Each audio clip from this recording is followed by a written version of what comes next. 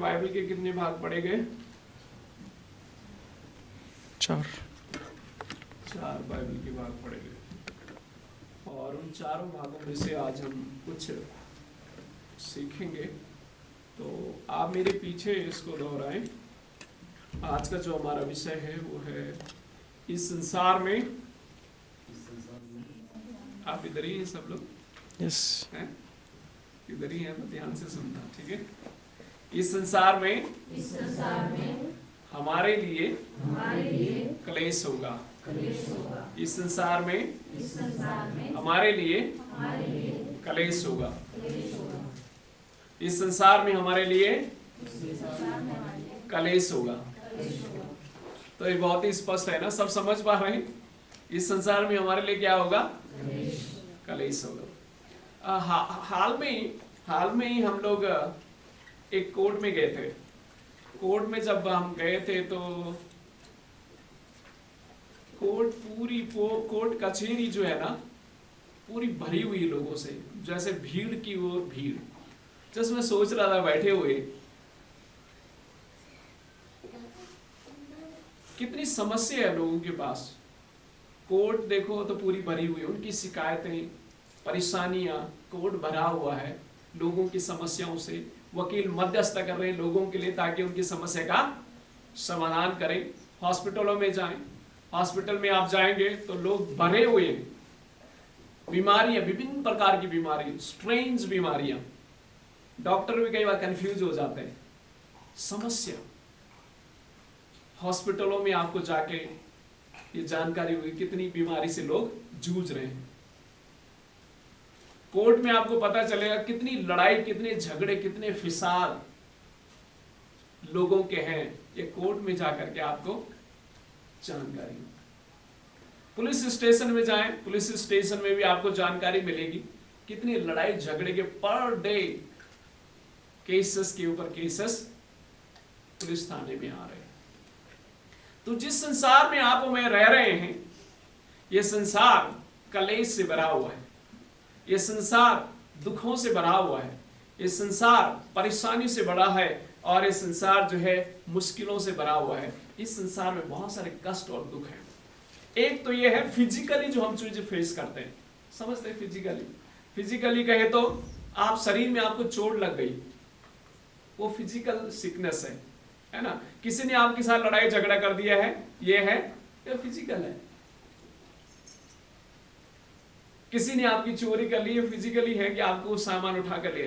कुछ ऐसी भी कलेश, कुछ ऐसी समस्या इंसान की है जो कई बार इंसान आंतरिक रीति से अपने आप से ही परेशान है। कई बार इंसान अपने आप से ही परेशान है, लोग खुद से ही परेशान है। एक कहानी मुझे याद आती है। एक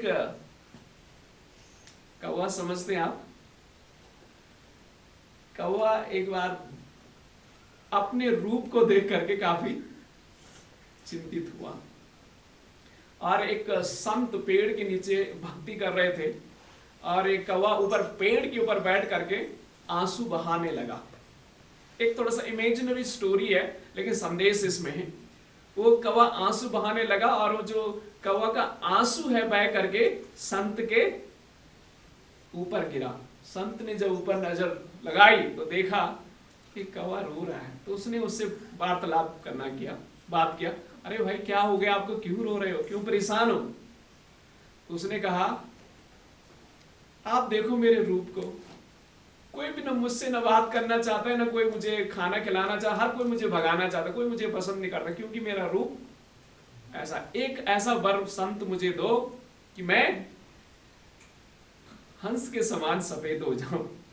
तो उसने कहा, शर्त एक है, मैं बना दूंगा आपको, पर एक बार जाके हंस से तो पूछ के आओ। तो उसने कहा, ठीक है। एक कौवा उड़ता हुआ तालाब के किनारे जाता है, वो हंस के पास पहुंचता है। हंस से कहता है, हंस भाई, आपकी जिंदगी कितनी खूबसूरत है। तो उसने कहा, भाई क्या खूबसूरत, ये कोई जिंदगी होती? देखो मेरा कलर सफेद है, थोड़ी सी गंदगी लग गई तो मैं पूरा सफेद कलर ही मेरा फीका पड़ जाता है। अरे मेरी जिंदगी कोई अच्छी जिंदगी नहीं है। आप इससे अच्छी जिंदगी तो उसकी जिनकी कलरफुल, ये कोई जिंदगी होती एक ही कलर है, सफेद कलर है, ये कोई जिंदगी नहीं है। तो ये भी थोड़ा सा निराश हुआ। तो उसने हंस से पूछा तो कौन खुश होगा? उसने बोला तोता खुश होगा। तोता का बहुत सुंदर कलर होता है, लोग पसंद ही तोते को करते, वो बहुत खुश होगा और वो अपनी जिंदगी से खुश है। तो उड़ता हुआ एक कौवा तोता के पास जाता है, ढूंढता इधर ढूंढता उधर ढूंढता है, और तोता उसे बहुत मुश्किल से मिलता ही नहीं है। बट तोता अपनी आवाज करता है। कौन सी आवाज करता है बच्चों? तोता कौन सी आवाज करता है? फिर तोता आवाज करने लगा, तब जाके कौवा की नजर पड़ा उस तोते के पास। ओह, ये तो हरे पेड़ में हरा तोता बैठा हुआ है। तो कौवा को ढूंढने के लिए बड़ा मुश्किल हुआ।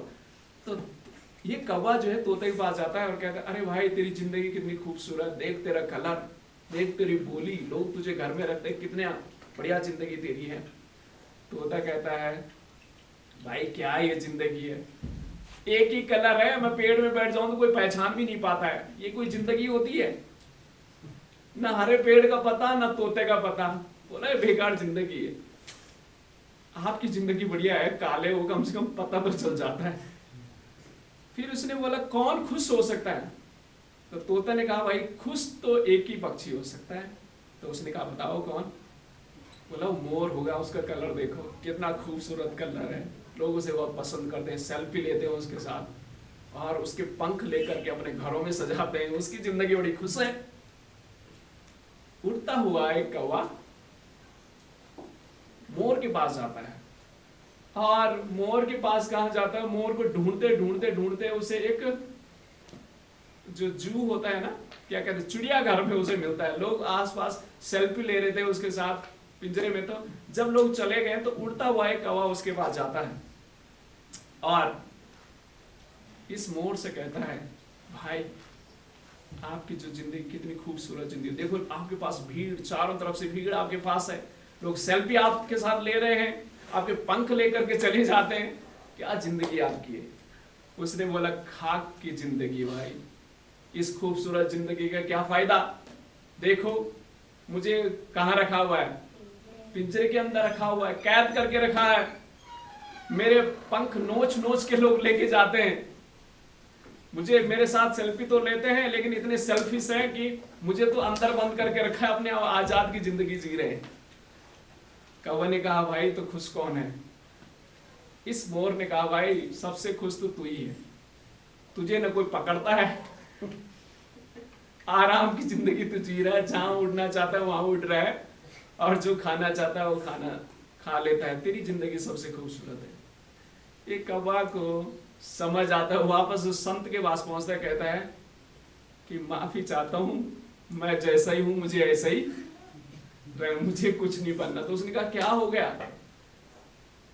कह रहा उन्होंने सब अपनी कहानी बताई, मुझे समझ आ गया कि भाई इस संसार में इंसान जिस रूप में है, जिस हालात में, उसी में शांति के साथ जीना सीखें, क्योंकि इस संसार में हर एक के पास अपनी अपनी समस्या है।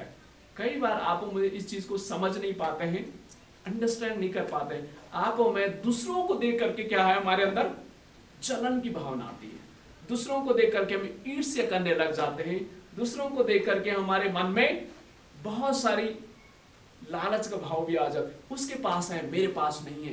ये आंतरिक समस्या है जो इंसान फेस कर रहा है, ये अंधुनी है इंसान की, ये अंधुनी समस्या है। बाहर की समस्या अगर चोट लग गया तो इसका इलाज हो सकता है ना। आपकी चोरी हो गई तो कुछ समय के बाद रिकवर भी हो सकता है, या खेत या खलियान की लड़ाई झगड़ा उसका भी समाधान हो सकता है। बाहरी चीजों का कुछ हद तक समस्या हो सकता है, समस्या का समाधान हो सकता है, लेकिन इंसान की जो आंतरिक समस्या है, आंतरिक यानी अंदर की भावनात्मक जो समस्या से इंसान गुजरता है, उस कौवा के समान कई बार आप हमें तुलना करते हैं चीजों की, उसके साथ तुलना करते हैं, इसके साथ तुलना करते, उन बच्चों के साथ करते हैं, उनके बच्चों के साथ करते हैं, उस परिवार के साथ करते हैं, उस घर के साथ तुलना जब आप हमें करना लग जाते हैं, हमारे जीवन में क्या होना शुरू हो जाता है?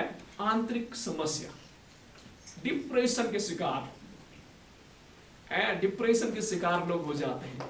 और इस समस्या से इंसान जूझता है।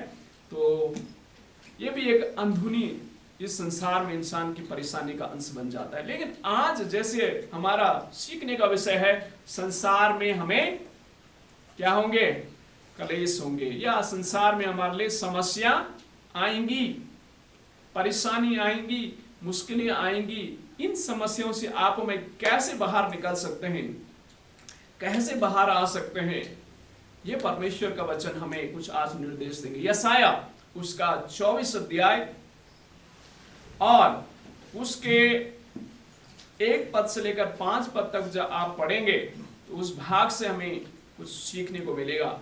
लेकिन आज मैं आपके लिए इन भागों को पढ़ना चाह, आप मेरे पीछे इन वचनों को दोहरा सकते हैं। यशाया 24 अध्याय उसका 5 वचन लिखा है, पृथ्वी, मेरे पीछे दोहराए, पृथ्वी अपने रहने वालों के कारण अशुद्ध हो गई है, क्योंकि उन्होंने व्यवस्था का उल्लंघन किया और विधि को पलट डाला और सनातन वाचा को तोड़ दिया है। अच्छा, अब मैं आपके लिए 2 वचन पढ़ूंगा, मेरे पीछे इसको उधर। और जैसे याजमान की वैसे याजक की, जैसे दास की वैसे दासी की, वैसे स्वामी की, जैसे दासी की वैसे स्वामिनी की, जैसे लेने वाले की वैसे देने वाले की, जैसे उधार देने वाले की वैसे उधार लेने वाले की, जैसे ब्याज देने वाले की वैसे ही ब्याज लेने वाले की, सबों की एक ही दशा होगी। ओके, अभी मैं 4 वचन आपके लिए पढ़ूंगा। 4, ओके, मैं जो 16 वचन पढ़ना, 6 वचन पढ़ना चाहता हूं। इस कारण पृथ्वी को साप, अग्रसेन और उसमें रहने वाले दोषी ठहरेंगे, और इसी कारण पृथ्वी के निवासी भस्म होंगे और थोड़ी ही मनुष्य रह जाएंगे। ओके, वचन 1 कहता है, सुनो, यहोवा पृथ्वी को निर्जन और सुनसान करने पर है, वह उसको उलटकर उसके रहने वालों को तीतर भीतर करेगा। इन जब भागों को आप पढ़ेंगे, यशाया भविष्यवक्ता जो है 800 बीसी तकरीबन, बहुत साल पहले 800 बीसी में इस भविष्यवाणी को कर रहा है, और इस भविष्यवाणी के बारे में यहां पर क्या कह रहा है कि पृथ्वी जो है विलाप करेगी। आप मेरे पीछे से दोहराएं 4 वचन, पृथ्वी विलाप करेगी,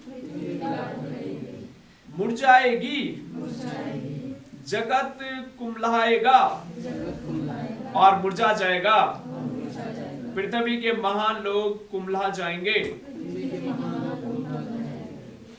जब आप इन भागों को पढ़ेंगे, एक चीज बहुत ही स्पष्ट आपको समझ यहां पर आएगी, वो ये है कि पृथ्वी के ऊपर परमेश्वर का प्रकोप क्या है, भड़क रहा है। 800 बीसी पहले,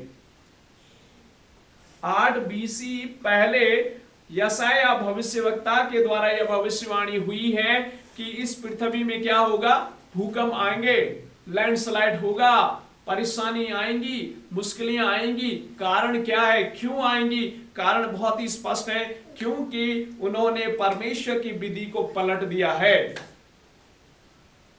पृथ्वी अपने रहने वालों के कारण अशुद्ध हो गई है, क्योंकि उन्होंने व्यवस्था का उल्लंघन किया है। मालूम है व्यवस्था क्या थी परमेश्वर की?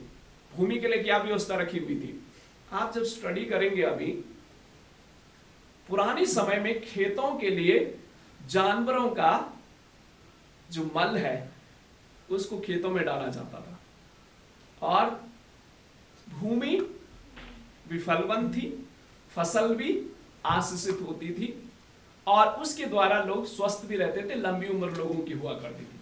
आज लोग केमिकल इस्तेमाल करते हैं, मालूम है कौन से केमिकल इस्तेमाल करते हैं? जो खेती करते हैं आप लोगों को मालूम होगा, ये जो पेस्टिसाइड है,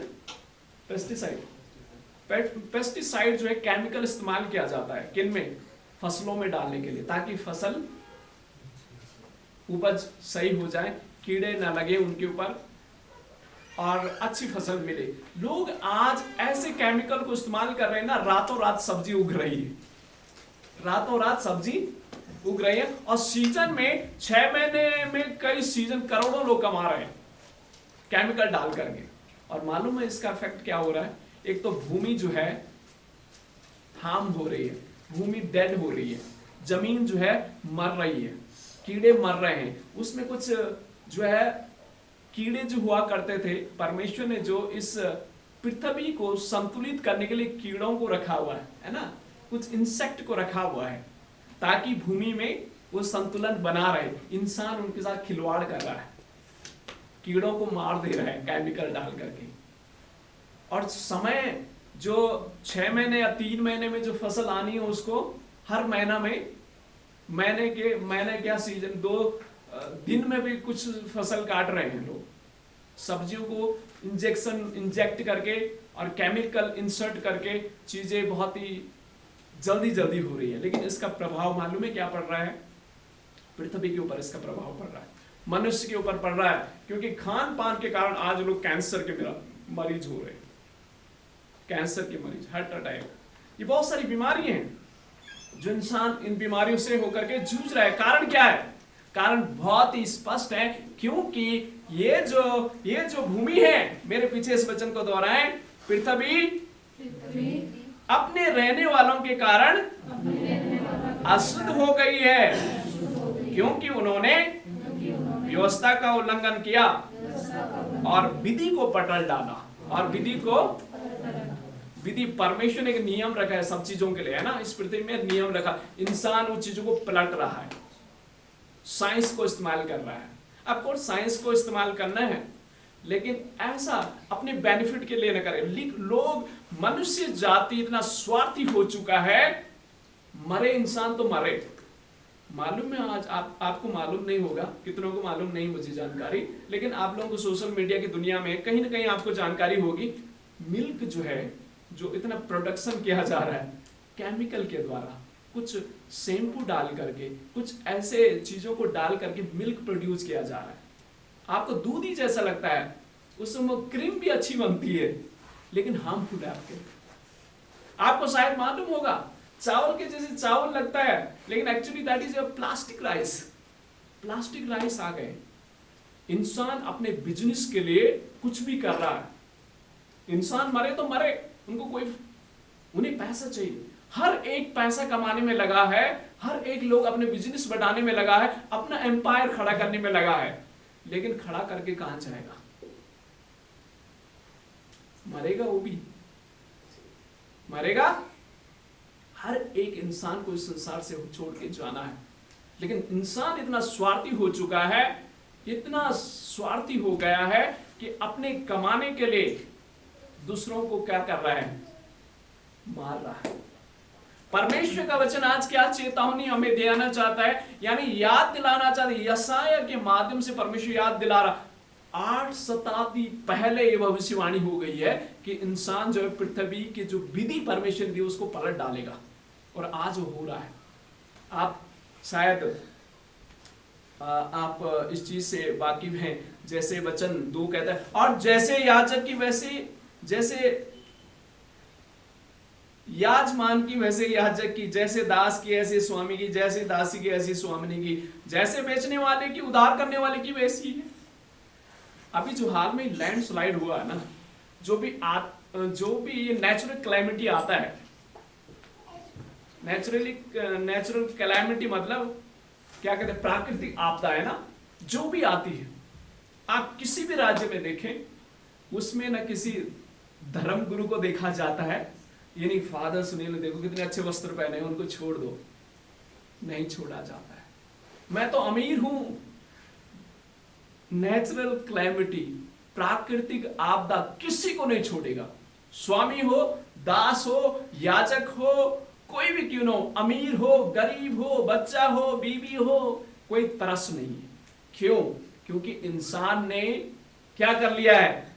विधि का उल्लंघन कर लिया है, पलट लिया है। परमेश्वर मनुष्य जाति को याद दिलाना चाहता है, बार बार याद दिला रहा है इंसान को। इंसान पता नहीं इंसान क्या हो गया इंसान, है ना। हर साल हर राज्यों में कई बार साइक्लोन के द्वारा, कई बार हैवी रेनफॉल के द्वारा, कई बार लैंडस्लाइड के द्वारा, विभिन्न माध्यमों से परमेश्वर संदेश दे रहा है मनुष्य जाति को, याद दिला रहा है इस प्राकृतिक चीजों के साथ खिलवाड़ ना करो। लेकिन फिर भी इंसान भूल जाता है, हर साल इन चीजों का सामना कर रहा है। परमेश्वर हमें आज याद दिलाना चाहता है। मेरे प्रियो, पहली बात जो मैं आपको बताना चाहता हूं वो ये है, पाप जिसे भ्रष्ट करता है परमेश्वर से नष्ट करता है। पाप जिसे भ्रष्ट करता है परमेश्वर से नष्ट करता है। अगर आप और मैं आज पाप कर रहे हैं ना, यह सुनिश्चित है, चेतावनी है, परमेश्वर से नष्ट करेगा। एक कठोर शब्द है लेकिन यह सत्य है। अगर आप और मैं भी परमेश्वर की विधि का उल्लंघन कर रहे हैं, व्यवस्था का उल्लंघन कर रहे हैं, विधि को पलट डाल रहे हैं, सनातन परमेश्वर यही कहता है, यही आपको मुझे चेतावनी दे रहे हैं। अगर आप और मैं पाप की जिंदगी में अभी जी रहे हैं, याद रखना नष्ट होंगे। यही परमेश्वर मनुष्य को बार बार याद दिलाता है इन प्राकृतिक आपदाओं के द्वारा। आप क्या सोचते हैं कि उन निर्दोष बच्चों का क्या दोष होगा जिनको अभी मालूम ही नहीं पाप क्या होता है?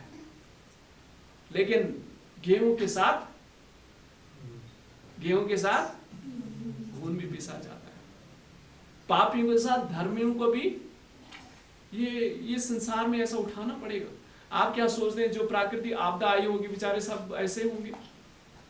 इसमें कुछ बिजनेसमैन भी, उनके सामान चली गई, कार चली गई, गाड़ी चली गई, ट्रक चले गए, दुकानें बह गए, घर चले गए, संपत्ति चली गई। ऐसा हो रहा है। लेकिन कुछ राज्यों में तो इंसान ऐसा स्वार्थी हो गया, आप सोच भी नहीं सकते। पड़ोसी के घर में जब अभी हाल में जो मणिपुर में घटना घट रही है, आप जानकारी जब लेंगे, पता लूट रहे हैं, किसी की टीवी उठा रहे हैं, फ्रिज उठा रहे हैं, लूट भी कर रहे हैं। जो लूट में नहीं आ रहा उनको जला दे रहे हैं, इंसान तक भी जला दे रहे। इंसान देखिए कैसा हो गया, क्या हो गया इंसान को। तो अगर आप और मैं आज पाप की जिंदगी जी रहे हैं या स्वार्थ की जिंदगी जी रहे हैं, परमेश्वर की ओर से चेतावनी है, नष्ट किए जाएंगे। ये परमेश्वर का वचन हमें कहता है, ये मैं नहीं कह रहा हूं, परमेश्वर का वचन कहता है कि परमेश्वर उन्हें नष्ट कर डालेगा। आज हमारे लिए एक मौका है कि परमेश्वर से कहें, प्रभु हम पुनः आपके पास आना चाहते हैं। अगर जाने अनजाने हमसे गुनाह हो गया, पाप हो गया है, प्रभु हमें क्षमा करें। हाल में ही मैं किसी से शायद बातचीत कर रहा था, लोग जो है साल भर में कुछ मेला लगते हैं, उनमें एक दिन पूरी साल भर की कमाई का पाप धोना चाहते हैं एक दिन में, है ना। पूरे साल भर लूटेंगे और एक दिन में बांटेंगे। लोग अपने पापों को धुलने के लिए एक दिन काम करना चाहते हैं ना, एक दिन या 2 दिन या 3 दिन। पूरे साल भर लोगों को लूटेंगे और एक दिन भाई उनको भोज खिलाओ, फ्री खाना खिलाओ, फ्री आइसक्रीम, है ना, फ्री प्रसाद, फ्री एक दिन में, फ्री पानी, फ्री एक दिन में। पूरे साल भर लोगों को लूटो और एक दिन बांटो।